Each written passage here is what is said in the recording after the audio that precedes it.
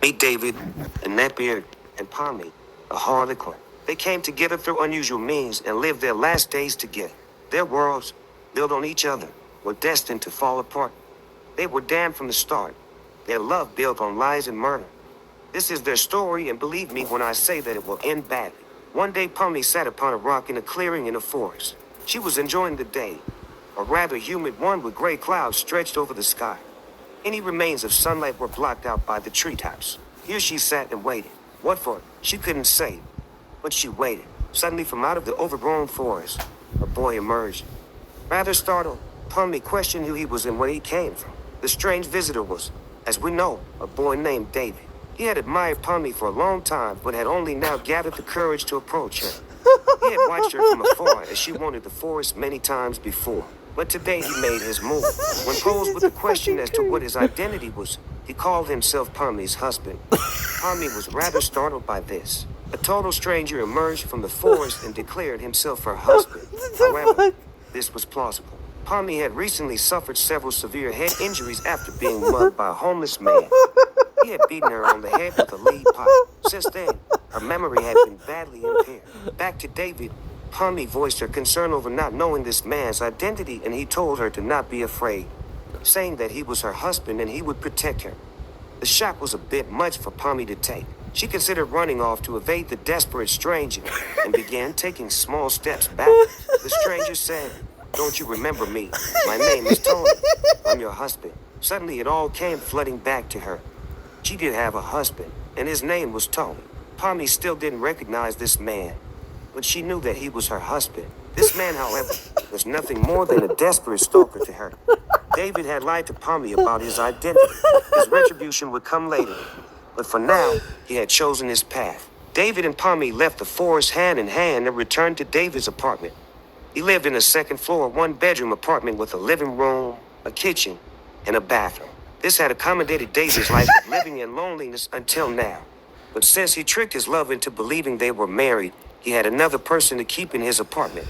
The space wouldn't do, but that's something he would figure out later. For now, he wanted to get to know his wife. He asked her, "So, do you like Buddy Holly by Weezer?" A rather strange question. But, of course, David was a rather strange man. Palmy replied with, "Of course I do. It's an amazing song. But I prefer Pinkerton over the Blue Album.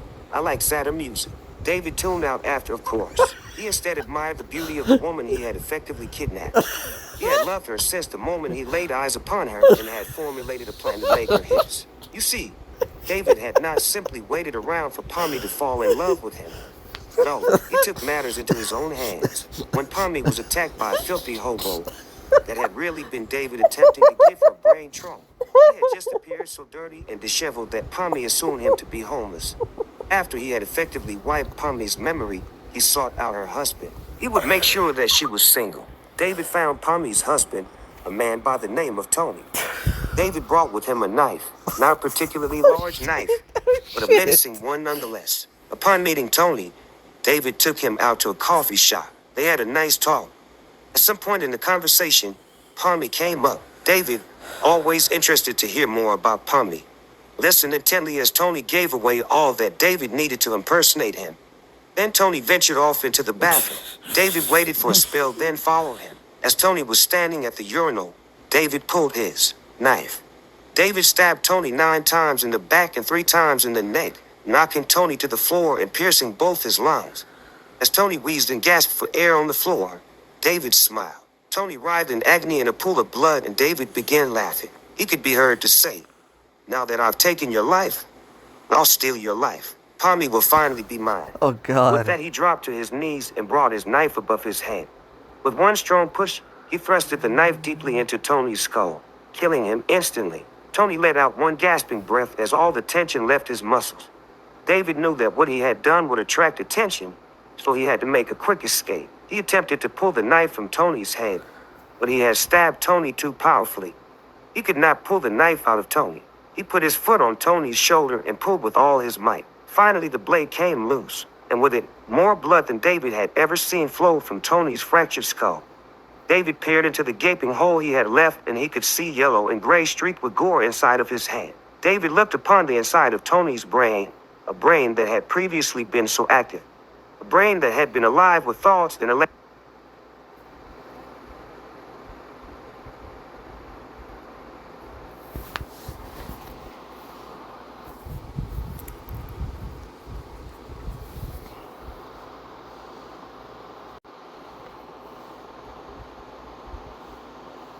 impulses just 5 minutes ago, now reduced to worm's food. David laughed at the thought. With that, he bidded you to the corpse of Tony and leapt out the window, running to his car covered in Tony's blood. As he drove home, he couldn't help but smile. He imagined the look on the face of whatever poor soul discovered the gruesome crime scene, and with that, he exploded in laughter. This sadistic madman had had his first taste of human blood, and he liked it. The next morning, he saw word of his kill on the news and once again erupted in laughter. He knew that with the combination of the head injuries and the severe trauma, Pomni wouldn't remember a thing. One day, as David was hanging around the apartment with Pomni, long after the murder, he brought up Mario. He asked if she wanted to play, offering her the character of Princess Peach. Unbeknownst to him, Pomni loved Peach, and she happily accepted his offer. They played for hours. After that, tension began to decrease between him and Pomni. They started doing more together. David showed Pomni all of his favorite places and things, rejoicing when she shared interests and sulking around when she didn't. Pomni appeared to truly enjoy David's company, but David often found himself deep in thought about this. He pondered the question of whether she liked him for him or if she liked him because of Tony. He could never know for sure, and that tortured him. But either way, he and Pomni continually became closer and closer, to the point where David almost truly believed that Pomni and him were married. He felt no remorse for the killing of Tony because it had allowed him to become this close with Pomni. In fact, he was almost happy about the murder. He wished he could do it again. He wanted to feel the rush of murder again, but he only very rarely left his house. And when he did, he was with Pomni. He couldn't kill someone in front of her, as that would likely kill the illusion she had of him. No shit. So he waited, and he prayed for an opportunity. What he never expected was that his unwillingness to go anywhere without Pomni would be the thing to let him murder again. Pomni had been missing from her friends and family for some time, and due to this she was declared a missing person. Seeing her with David caused some people to call the police. As the people described David to the officers, it lined up with descriptions that Pomni had given to them about the man who attacked her. They also drew this connection to the man who had murdered Tony from what they saw in the coffee shop's security tapes. The police began to search for this man, a search that would result in much tragedy. However, that wouldn't happen for some time. Instead of dwelling on David's madness and bloodlust, it should be mentioned that he and Pomni were quite happy together. Now Pomni was living a lie, but she didn't know, and David had no moral qualms with deceiving her. For a brief time, they lived their lives together. They would wake up next to each other, and they would go out to places they had heard about together. They ate meals together, and they watched movies together. They appeared to be almost like any normal couple would be. They lived a normal life. There was nothing strange or gory or horrible about how they were together. All of David's evil actions aside, they were a couple just like any other. However, this happy delusion couldn't last for long. One day when Pomni had gone to the store, David got an unwanted visit from the 3 police officers. They appeared at his door, saying, "David Gunther, you are wanted for the murder of a man named Tony and the assault and kidnapping of a woman named Pomni." David claimed that he was innocent and invited them into his apartment to look around. The officers entered his house. Once they were inside, David shut and locked the door. He pleaded out the window, looking at the squad car. He saw no other officers.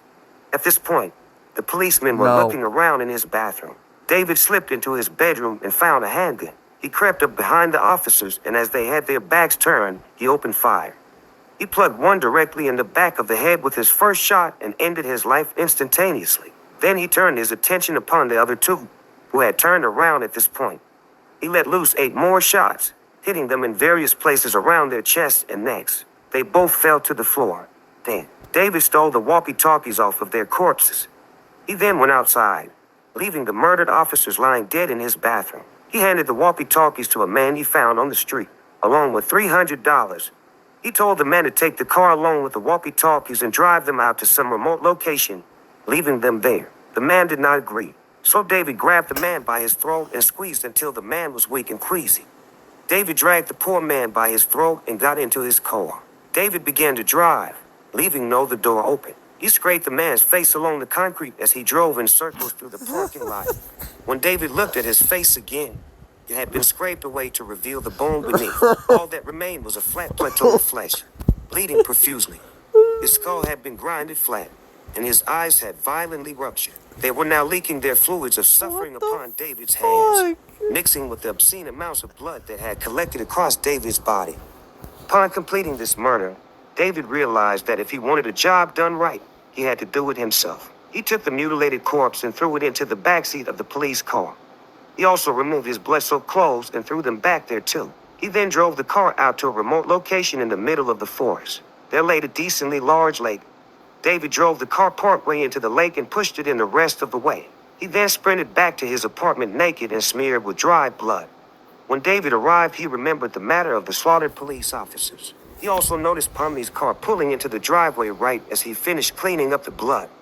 He stuffed the corpses into his closet and called it a day. He greeted Pommy at the door, still without any clothes. What happened next happened behind closed doors. Oh, God. As simply a narrator was not there and therefore have no right to divulge what happens behind closed doors. What happened is up to you, the reader. Whatever suits your mood is what happened. Maybe nothing happened at all. It is entirely up to you. Anyway, afterwards, David laid awake all night, not out of regret for his numerous murders, but out of fear. He was afraid that the police would come for him again. He also feared that Pommy would be around when they came again. He didn't want to go to prison, but more than anything, he didn't want them to hurt Pommy. After that night, David became more careful. He tried to erase David Gunther and entirely become Tony. If somebody at a gas station asked his name, he would tell them that it was Tony. When asked to sign for something, Tony was the name he would write. He would under no circumstances risk Pommy finding out that he was truly David. But just as he was regaining control over the situation, his whole world came crashing down around him. One evening as he laid on the couch with Pommy, he heard a voice on a megaphone calling out his name outside. In a haste, he rushed Pommy into the bathroom and shut her in. He briefly talked with the man with the megaphone. He was supposed to negotiate with David so that he would let Pommy go and give himself up to the police. The negotiator informed David that there were more officers on the way. The negotiator was rewarded with a bullet in the brain and heart. As he lay dead in the driveway, David realized that this was his final stand. Oh, shit. He would either fend off the cops and lose Pommy or he would die in combat. As he pondered this, he set traps for the police. When they came in, they would be greeted by scenes of gore and horror. David took out the corpses that he had left in the closet, now partially decayed and very rotten. He took one corpse and cut open its stomach. He then hung it from a noose connected to a fan in the living room. He switched on the fan and began to spray blood and mostly digested stomach contents across the walls. He took the second corpse and cut off his hand. He mounted the head on a makeshift pike that he constructed from a tooth. He set this upon the kitchen counter. David tossed the headless body out the window so that the officers entering his house would walk past it. He took the third body and hacked it into small pieces. He built a message of the dismembered pieces of flesh. It was written in human remains across the bedroom floor. Welcome to hell, fuckers. Damnation has begun. It was at this point that Pommy crept out of the bathroom to see what was going on. She saw all the demented and deranged displays that David had made, and she began to cry as well as vomit. She started hitting David, pummeling him with her bony fists. David was heartbroken, but something occurred to him. If he killed her, then he could still have her forever. But she couldn't be disgusted by her. David grabbed her fist and pulled out a handgun. He brought it to her head. Between frenzied sobs, Pommy could be heard to say, "Tony, please don't." But why? What did you do? And why? David coldly responded through gritted teeth, "I killed Tony. He's dead and soon you will be too. Bitch. Tell him that David Gunther sends his regards when you meet him in hell." With that, David pulled the trigger and blew Pommy's brains against the wall. He collected the skull fragments that were laying on the floor and took a string from a cover. With these, he fashioned a crude necklace. He thought that as long as he wore her bones, he could always keep the old Pommy with him, the Pommy that loved him and that he loved, that he would do anything to protect. The Pommy that now lay dead on the floor, killed by his own hand. For the first time ever, David regretted a murder. He fell to his knees above his love's body and wept loudly and powerfully. He screamed out to the heavens with sheer sorrow over having lost the love of his life, and for having lost her due to his own anger no less. It was the greatest sadness he could have ever imagined. But there was no time for mourning. As he glanced out the window, he saw police cars pulling up. He knew the time he had to escape was limited. He grabbed Pommy's corpse and headed for the bathroom. He knew that there was a window there that led to grass. He could jump out and run to his car. Maybe he could escape. He entered the bathroom and locked the door. But just as he threw open the window, the police busted down his door and made it into his apartment. He heard shrieks of terror that the carnage had left behind. He also heard one officer scream, "I'm going to kill that sick bastard. This is the most horrible scene I've ever laid my eyes upon. I'll personally send him to hell and feel better knowing that evil of that caliber no longer lives on this earth." David held himself and Pommy halfway over the windowsill as the police kicked down his bathroom door. The moment they entered the bathroom, they opened fire on David. They struck him 9 times. 7 landed in his back and 2 in his head. Their bullets pierced both his lungs, ruptured several organs, dislocated his jaw, and damaged his skull. With that, he fell from the second-story window, landing in the thorn bushes below. He survived the fall, albeit barely. He rolled off the bushes and onto the grass, pulling Pommy's body with him. He felt the grass grow warmer with his blood. He could feel the life leaving his body. His breath began to rattle and his heart began to slow. As he looked into the dead eyes of the love of his life, he breathed his last words, letting go the last phrase, "I'm so sorry." With that, he took Pommy's cold, lifeless hand and pulled his handgun to his temple. He pulled the trigger and ended his life. There lay David and Pommy's bodies, lifeless in a pool of their shared blood, hand in hand beyond the reaches of death. Their story had come to a close in death.